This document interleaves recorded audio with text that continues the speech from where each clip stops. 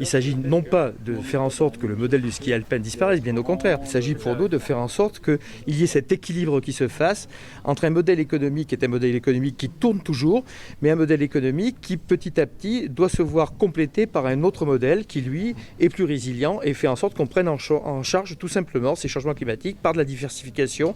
Et je crois que le moment est vraiment venu non pas d'en parler, mais d'en faire. L'hiver, c'est aussi notre assise financière. C'est aujourd'hui celle qui crée de la richesse, celle qui permet de communiquer. Et il ne faut surtout pas la saborder. C'est important qu'on la conforte. Et c'est sur cette base, sur ce socle, qu'on est capable de construire les offres alternatives sur les autres saisons, mais aussi sur l'hiver. Parce qu'ici, par exemple, on a une activité ludique qui est le Flying Donuts, où en fait le client n'était pas obligé de savoir skier pour venir se faire plaisir et glisser sur la neige. La richesse des tapis, c'est que justement, ça permet une exploitation multiple.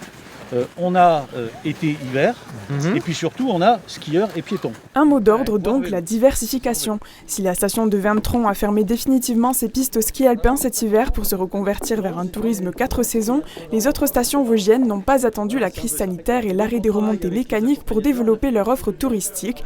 Elles comptent aujourd'hui sur le soutien de l'État pour compenser les pertes et assurer leur transition. L'État est un bon soutien, plus que jamais, parce qu'effectivement on a connu des crises climatiques, on a connu des crises sanitaires.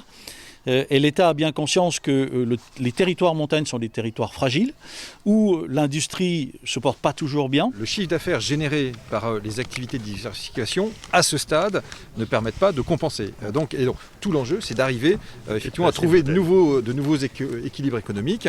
Et c'est aussi pour ça que l'État doit continuer à être aux côtés des acteurs, les aider à investir, parce qu'on voit bien que les équilibres économiques ne sont pas évidents à trouver. En février dernier, le gouvernement annonçait déjà une aide de 4 milliards d'euros pour les stations de ski. Tout le secteur attend désormais ce nouveau plan montagne prévu avant l'été.